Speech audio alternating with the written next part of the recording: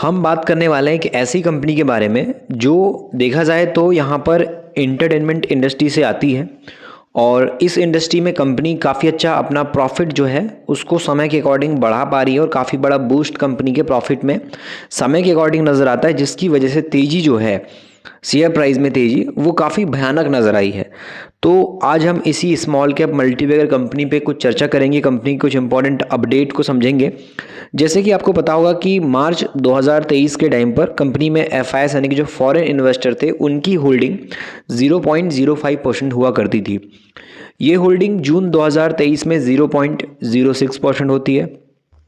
उसके बाद फिर 3 महीने बाद सितंबर 2023 में 0.42% तक यहाँ पे एफआईएस पहुँच जाते हैं। उसके बाद फिर 3 महीने के बाद दिसंबर 2023 में ये होल्डिंग 0.85% हो जाती है बढ़ करके। फिर मार्च 2024 में ये होल्डिंग बढ़ करके 2.09% हो जाती है 3 महीने के अंदर। फिर 3 महीने बाद मार्च के बाद जून में 2.39% के आसपास होल्डिंग हो जाती है एफआईएस की। और ऐसे करते करते एफआईएस का जो इन्वेस्टमेंट है इस एंटरटेनमेंट इंडस्ट्री के अंदर, ये जो कंपनी है इसके अंदर स्मॉल कैप में, वो बढ़ने लगता है। और जहां इस कंपनी में 0.05% के आसपास एफआईएस हुआ करते थे, वो आज के टाइम के हिसाब से अगर आप देखोगे तो अभी अगर आप लेटेस्ट डेटा की बात करें तो दिसंबर 2024 की शेयर होल्डिंग इस स्मॉल कैप कंपनी की अपडेट हो चुकी है और यहाँ पर किसने कितनी होल्डिंग रखी है वो अब डेटा निकल के आ गया है। तो फाइनली बात की जाए मार्केट के अंदर तो एफआईएस अपना डेटा बढ़ाते बढ़ाते शेयर होल्डिंग के बेस पे अब 7.42% के आसपास ला चुका है। तो एफआईएस लगातार अभी भी इस इंटरटेनमेंट इंडस्ट्री की कंपनी स्मॉल कैप में लगातार पैसा लगाता हुआ नजर आ रहा है और एफआईएस की जो होल्डिंग है वो इसके अंदर लगातार बढ़ रही है। तो उस पॉइंट पे आज हम इस कंपनी के फाइनेंशियल, नाम, बिजनेस सबको अच्छे से समझेंगे, क्योंकि इस कंपनी का जो रिजल्ट है वो अभी आप देखोगे तो यहाँ पे तिमाही बेसिस पे शेयर होल्डिंग तो अपडेट आ गई है Q3 के बेस पे, बट इस कंपनी का रिजल्ट अभी फाइनली आना बाकी है।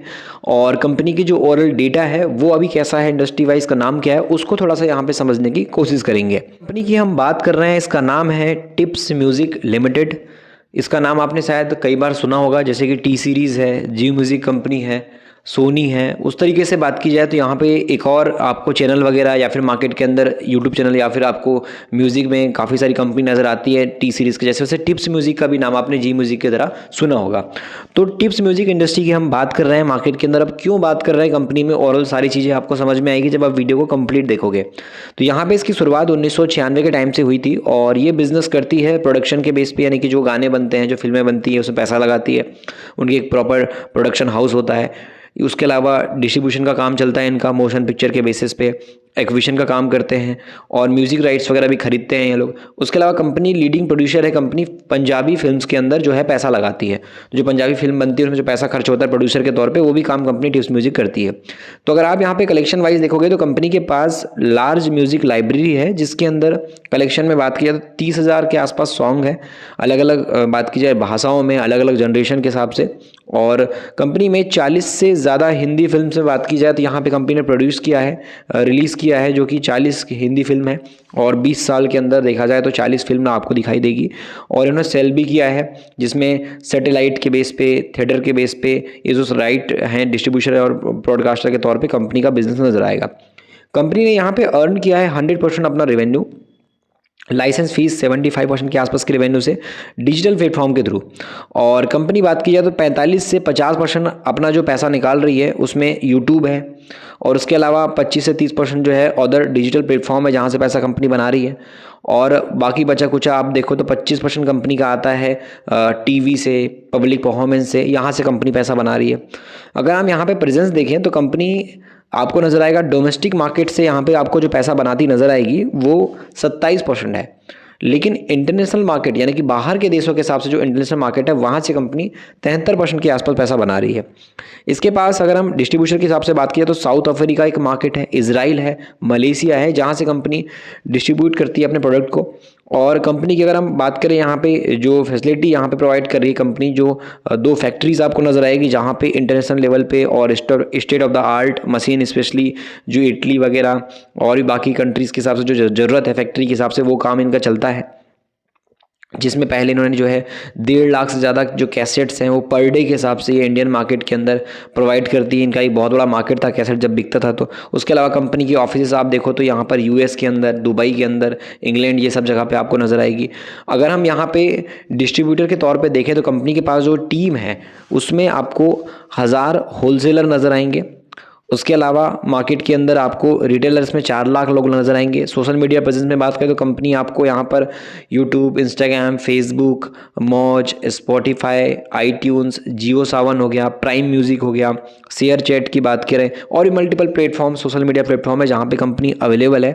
और मार्केट के अंदर आप देखो तो यूट्यूब में जो है टिप्स म्यूजिक के हिसाब से 82 मिलियन कंपनी के पास सब्सक्राइबर बैठे हैं और 112 बिलियन के आसपास का व्यूज आपको नजर आएगा।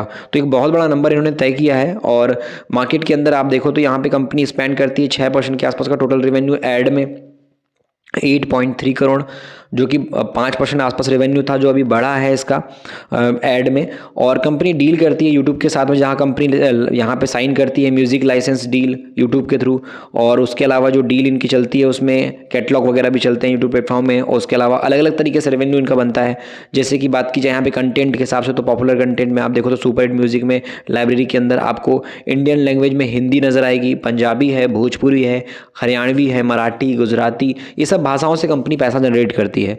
तो ऑलमोस्ट अगर आप बिजनेस वाइज देखने जाओगे तो कंपनी का ये बिजनेस जो एंटरटेनमेंट इंडस्ट्री है, जहां हम फिल्में देखते हैं, हम जो गाने सुनते हैं, जिनसे हम अपना मनोरंजन करते हैं, हमारे जो टाइम पास की चीज़ें हैं, उसमें पैसा कंपनी बना रही है और इससे अच्छा खासा पैसा भी निकाली। एक सक्सेसफुल कंपनी इसको बोल सकते हो, जो अपना बिजनेस म्यूजिक के थ्रू और फिल्मों के थ्रू, सॉन्ग वगैरह के थ्रू अच्छा खासा निकाल पा रही है। डील्स में बात की जाए तो इनके पास जो डील है उसमें मैटकॉक जैसा एक बड़ा मूवी बनाने वाला, मैटकॉक फिल्म आप देखोगे जिसमें स्त्री वगैरह का मूवी, आपने भेड़िया वगैरह देखी होगी, मुंजिया वगैरह देखी होगी, वो जो फिल्में बनाते हैं उनके साथ इनकी पार्टनरशिप है। धर्मा प्रोडक्शन जो करण जौहर की थी, एक टाइम पे पर बिक चुकी है, उसके साथ पार्टनरशिप है। वीएकॉम 18 की बात करें, नेटफ्लिक्स हो गया, टाटा स्काई है, एक्सेल एंटरटेनमेंट है जो मूवी वगैरह बनाती है, इन सब के साथ इनकी पार्टनरशिप है। उसके अलावा अगर आप देखो तो ब्रॉडकास्ट में जो बोल सकते हैं नाम जो नजर आते हैं, जी हो गया, स्टार हो गया, सोनी हो गया, वीएकॉम हो गया, इनके साथ पार्टनरशिप है इनकी। उसके अलावा इनकी डील हॉटस्टार के साथ भी आपको देखने को मिलेगी डिजिटल प्रीमियर के तौर पे। तो यहाँ सबसे इनका पैसा बनता है, स्पॉटिफाई से पैसा बनता है। तो यहाँ पर आप देखो तो कंपनी टिप्स फिल्म्स लिमिटेड के साथ में यहाँ पे टिप्स इंडस्ट्रीज लिमिटेड जो है सक्सेसफुली कंप्लीट हुई थी मार्च 2022 के अंदर, जब ये डीमर्जर हुई तब।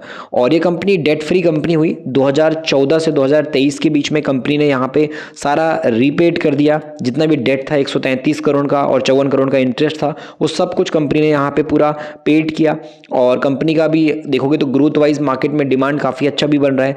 तो यहाँ पे आप देखा जाए तो मार्केट वाइज कंपनी का जो ऑलमोस्ट हम सारा चीज़ देख रहे हैं, जो हम कंपनी का बिजनेस फंडा देख रहे हैं, वो काफ़ी सही नजर आ रहा है और एक ग्रोथ के साथ बढ़ता नजर आ रहा है। जाए तो मार्केट कैप 8,817 करोड़ के आसपास का है और करंट प्राइस इसका अभी 690 का है और 950 तक एक साल के अंदर हाई गया था 340 रुपए से। स्टॉक का पी 58 के आसपास है। आरओसी आरओई देखो तो काफ़ी तगड़ा है इनका, 104 से 179% के आसपास। डेट वगैरह कर्जा है नहीं, 4 करोड़ का कंपनी पे कर्जा है और इनके पास रिजर्व रखा हुआ 186 करोड़ का, तो बचत भी काफ़ी अच्छी है मार्केट के अंदर। प्रमोटर होल्डिंग 64% की, कोई भी शेयर गिरवी नहीं है। उसके अलावा कंपनी की सेल्स बढ़ रही है 30% से, तो प्रॉफिट कंपनी का बन रहा है 44% से। मार्केट के अंदर 3 महीने में इन्वेस्टर को लॉस है, बट 6 महीने के अंदर 26% का प्रॉफिट है।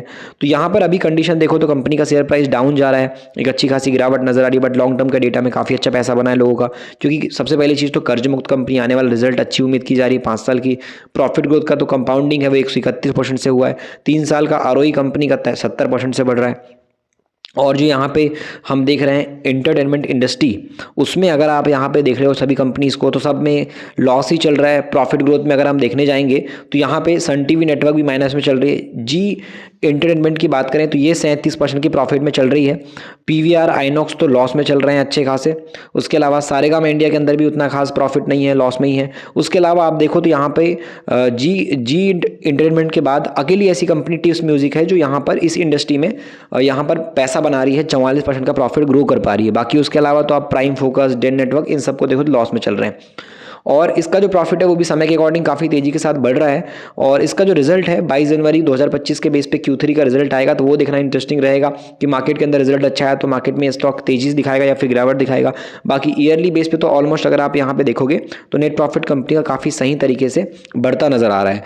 और मार्केट अगर आपको सीखना है तो यहाँ पे ई बुक पढ़ सकते हो, मिडिल क्लास का स्टॉक मार्केट ई बुक, जिसमें बेसिक नॉलेज से एडवांस तक का आपको सब चीज़ बताया जाएगा जो एक लॉन्ग टर्म इन्वेस्टर के लिए जानना समझना जरूरी है, जिससे एक मार्केट की बेहतरीन नॉलेज जो एक नए इन्वेस्टर को शुरुआती तौर पे जानना समझना ज़रूरी है वो बताया गया है। तो शुद्ध हिंदी में अवेलेबल है, लिंक डिस्क्रिप्शन में, वहाँ से आप चाहो तो इस ई बुक को जो है चेकआउट कर सकते हो और मार्केट के बेस पे आप उसको लर्न कर सकते हो। शुद्ध हिंदी में अवेलेबल है।